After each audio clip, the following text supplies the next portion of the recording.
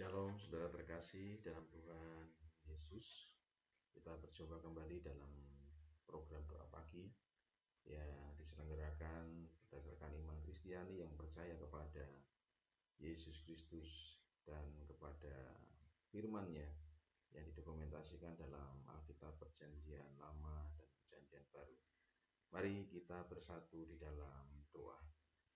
Bapa di surga, Allah yang penuh kasih, Allah yang mulia, Allah yang kami puji dan kami sembah. Kami mengucap syukur untuk pagi hari ini karena Tuhan telah memberikan kami kasih setiamu. Tuhan telah memberikan kami kesegaran, kesehatan yang boleh kami rasakan. Perlindungan dan penyertaan-Mu sepanjang malam Tuhan istirahat kami. Tuhan sungguh setia dan menolong kami. Terima kasih Bapa, kami mengucap syukur di hadapan-Mu dan pagi hari ini kami bersatu hati hendak memuji, menyembah Engkau, mengagungkan nama-Mu, Allah yang mulia, Allah yang hidup. Terima kasih Bapa, dalam nama Tuhan Yesus Kristus kami berdoa. Amin.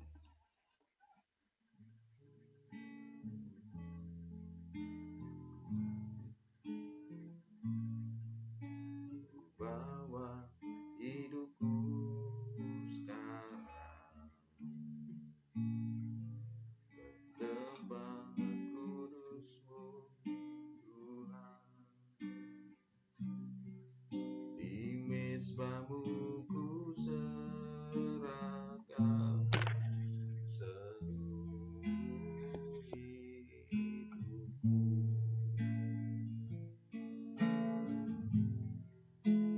Penuhi hatiku sekarang dengan urapan yang baru, agar aku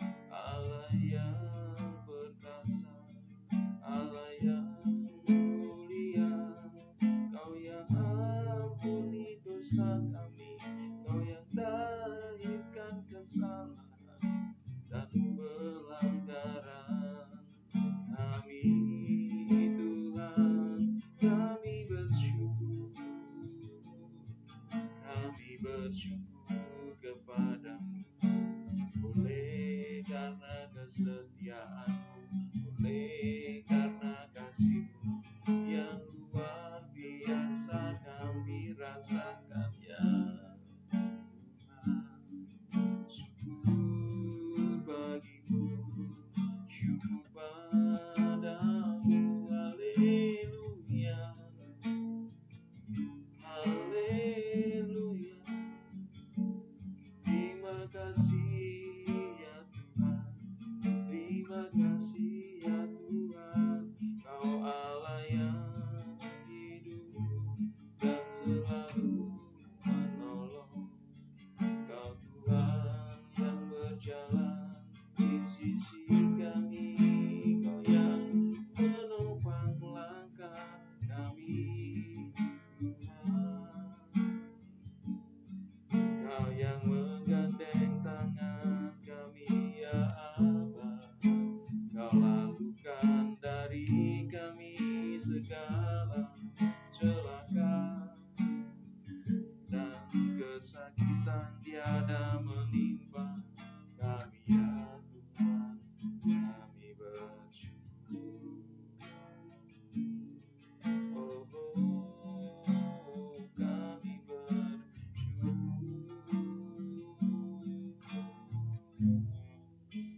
Terima kasih. Kami bersyukur Tuhan oleh karena penyertaan dan pertolongan-Mu. Kau Tuhan yang menopang langkah kami, Kau yang menjagai kami, supaya kami tidak menyimpang ke kanan dan ke kiri. Kau gandeng tangan kami ya Tuhan. Terima kasih Bapa. Syukur, kami bersyukur di hadapan-Mu. Selanjutnya berfirmanlah saat ini Bapa. Didik kami, ajar kami. Sebelumnya jikalau kau dapat ada dosa dan pelanggaran yang ada dalam hati pikiran kami, Tuhan kiranya Engkau ampuni. Di dalam nama Tuhan Yesus, Kau layak akan kami. Terima kasih Bapa. Haleluya. Amin. Ya, sudah terkasih, pagi hari ini kembali kita akan merenungkan firman Tuhan yang diambil dari kitab Markus 11 ayat 16 dan 17. Demikian firman Tuhan. Dan ia tidak memperbolehkan orang membawa barang-barang melintasi halaman bait Allah. Lalu ia mengajar mereka. Katanya, bukankah ada tertulis, rumahku akan disebut rumah doa bagi segala bangsa, tetapi kamu ini telah menjadikannya sarang penyamun. Ya, saudara kasih, dua ayat ini adalah bagian dari satu perikop tentang kisah Tuhan Yesus yang menyucikan bait Allah, yang memporak-porandakan, dikatakan demikian, yang marah karena Tuhan Yesus mendapati bait Allah ya itu penuh dengan orang-orang yang memanfaatkan momen-momen spiritual, ya, momen-momen yang khusus itu untuk keuntungan mereka, yang melalui perdagangan yang mereka kerjakan di sana, sehingga dikatakan dijadikan sarang penyamun seperti itu. Tuhan marah. Tuhan menunjukkan rasa marah dan kecewa terhadap para pedagang di bait Allah yang menjadikan rumah ibadah sebagai tempat berbisnis. Ya, ini menolong kita untuk merenungkan beberapa hal pagi hari ini. Ya, sudah terkasih, yang pertama yang kita akan renungkan adalah di mana Tuhan Yesus ini ingin menunjukkan kepada kita bahwa bait Allah itu adalah tempat yang suci, dan dalam konteks saat ini gereja adalah tempat yang harus kita hormati, yang didedikasikan untuk persekutuan dan ibadah kepada Tuhan. Jadi tidak sekadar bangunan, namun adalah tempat yang khusus, tempat ibadah yang harusnya suci dan jauh dari segala bentuk manipulasi. Dalam konteks ini adalah perdagangan ya, yang mengambil keuntungan dari apa yang mereka kerjakan, di mana mereka berdagang dan mengambil banyak untung dari para jemaah yang ada di sana.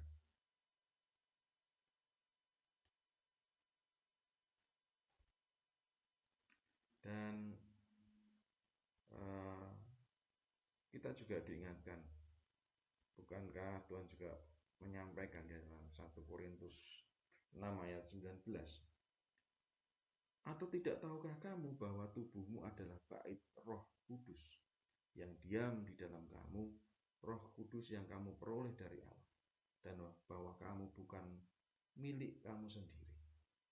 Ini menarik, saudara, ya, dari kisah Tuhan Yesus marah tadi di gereja, di gedung gereja, di bait Allah yang secara bangunan fisik itu tempat ibadah. Namun dalam 1 Korintus ini kita belajar ternyata tubuh kita ini, kalau kita tarik dalam konteks pribadi kita, tubuh kita adalah bait Allah, bait Roh Kudus yang diam di dalam kita. Ada Roh Kudus dalam hati kita, dalam hidup kita. Ini mendorong kita untuk kemudian merenungkan, sudahkah kita dengan sungguh-sungguh menjaga kekudusan hati dan pikiran kita. Godaan banyak sekali untuk kita tidak berbuat tidak kudus, berpikir yang tidak kudus. Ya. Sebagai contoh, saat kita beribadah, saat kita ada dalam satu persekutuan, sudahkah fokus kita atau perhatian kita itu tertuju kepada Allah? Ya. Saat kita berdoa, saat kita memuji Tuhan, saat kita bersorak-sorai bagi Tuhan, apakah kita benar-benar tertuju kepada Allah? Atau hanya lip service aja, hanya ikut-ikutan aja, menyanyi ya menyanyi, bersorak ya bersorak, tapi hati kita jauh. Belum lagi nanti dalam kehidupan keseharian, dalam interaksi kita dengan lingkungan, dengan banyak orang, sudahkah kita menjaga hati kita ini tetap kudus, hati kita tetap suci? Kita mengusahakan kekudusan itu dalam kehidupan kita, atau kita justru tenggelam dalam hal yang sebaliknya? Kehidupan kita saat kita mendekat kepada Allah, kehidupan di mana kita mendekat kepada Tuhan, di dalam doa kita, di dalam saat-saat pribadi kita bersama Tuhan, persekutuan dengan Tuhan, itu menjadi bentuk saat di mana kita akan menjaga kekudusan kita, menjaga akan kasih kita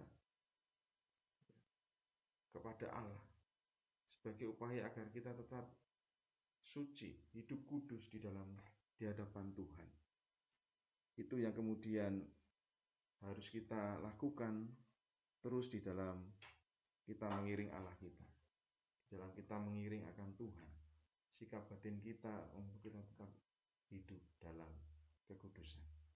Yang kedua, saudara, dari ayat firman Tuhan pagi hari ini kita juga belajar tentang kemurnian hati di dalam kehidupan kita.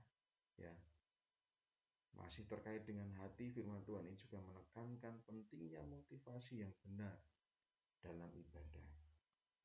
Ya, dalam saat-saat khusus kita bersama dengan Tuhan, kita sudahkah sungguh-sungguh mencari Tuhan dengan hati yang rindu, hati yang haus akan kebenaran?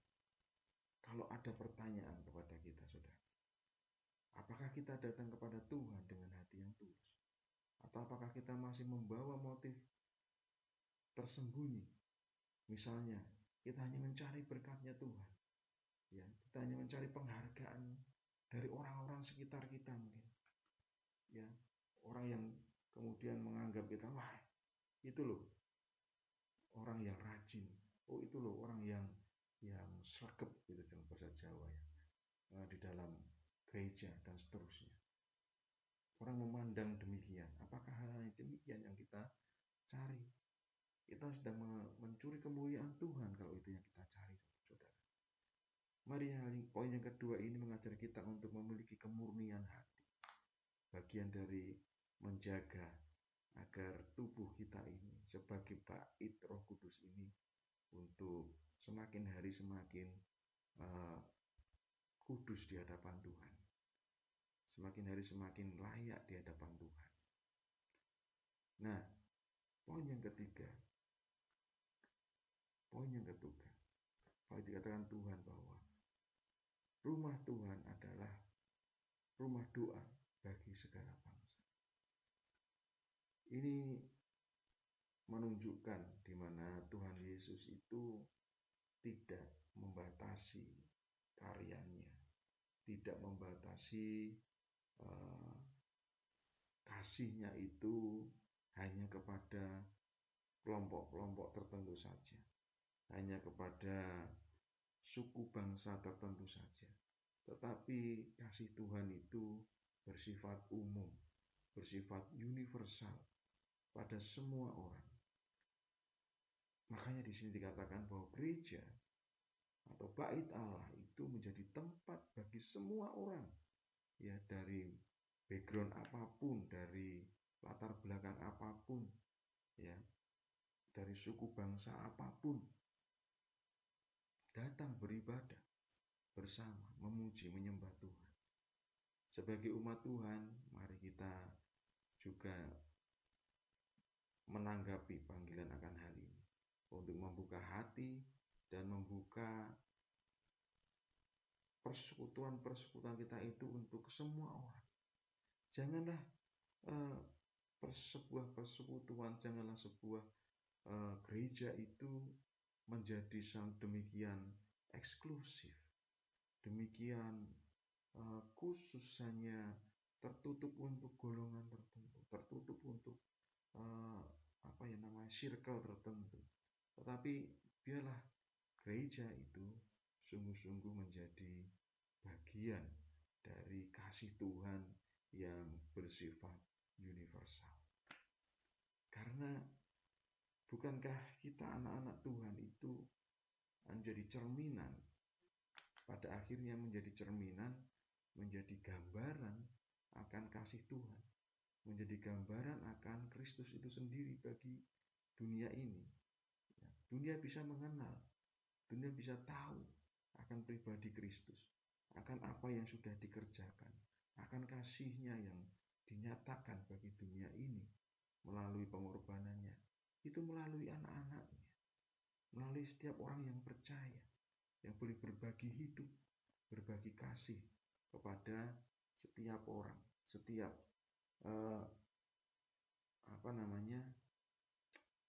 pribadi yang lain yang mungkin sedang mencarikan akan kebenaran itu. Mungkin di luar sana banyak orang-orang yang sedang mencari akan kasih Kristus itu. Tapi kalau kita kemudian bersikap eksklusif, tertutup, maka kerinduan Tuhan, di mana rumah doa itu bagi segala bangsa, itu menjadi jauh, menjadi suatu hal yang tidak tergenapi, saudara. Mari pagi hari ini kembali dari poin 1 yang mengajar kita, mengingatkan kita bahwa kita itu adalah bait Allah, bait suci, tempat di mana Roh Kudus bersemayam. Itu menjadi alasan kita untuk terus berupaya mengupayakan hidup kita benar, hidup kita kudus di hadapan Tuhan, bukan dengan kekuatan kita, bukan dengan kemampuan kita, namun oleh karena Tuhan sendiri yang berkarya melalui kita. Dan terus kita menjaga hati kita untuk tetap murni, ya, di pemandangan mata Allah. Kita tetap murni dan terus kita minta kekuatan dari Tuhan untuk menjaga agar tetap demikian. Dan pada akhirnya kita boleh menyatakan kasih Tuhan itu kepada semua orang, kepada banyak orang. Kita menjadi perantara akan kasih Tuhan itu kepada semua orang. Kita menjadi gambaran kasih Kristus itu sendiri bagi dunia ini. Pagi hari ini dalam renungan pagi ini kita diajak untuk bersama-sama merenungkan akan kehidupan kita. Sudahkah kita menjaga kesucian ya, rumah tempat ibadah secara umum, secara nyata gedung gereja, dan juga kesucian akan hati kita dengan hati yang tulus. Ya, melalui renungan pagi hari ini kita diingatkan untuk menjaga kesucian, menjaga kekudusan hati dan pikiran kita dengan hati yang tulus dan penuh kerinduan kepada Allah. Kita terus mencari Tuhan sebagai rasa syukur kita di hadapan Tuhan, dan terus berupaya agar kehidupan kita layak di hadapan Tuhan, menjadi gambaran Kristus itu semakin nyata dalam kehidupan kita sehari-hari, sehingga dunia ini boleh melihat kasih Kristus itu melalui kehidupan kita. Tuhan dipuji.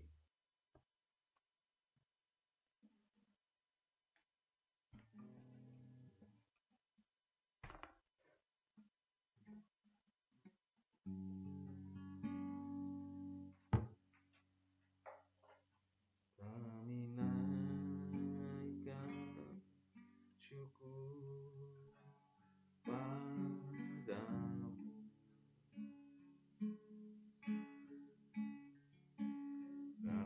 kami naikkan syukur padamu,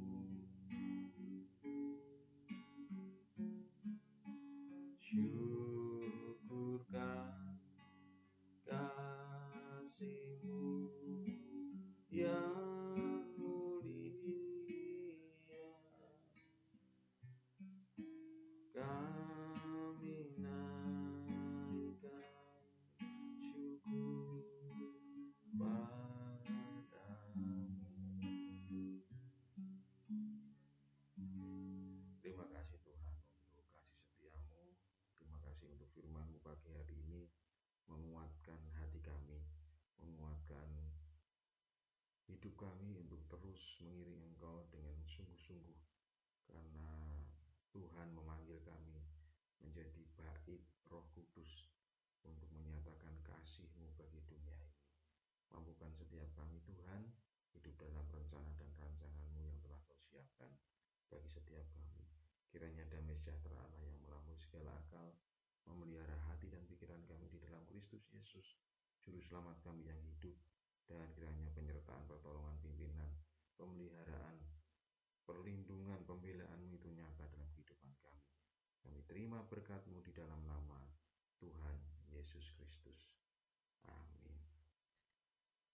Renungan pagi selesai, sampai ketemu dalam pertemuan yang lain, lain kesempatan.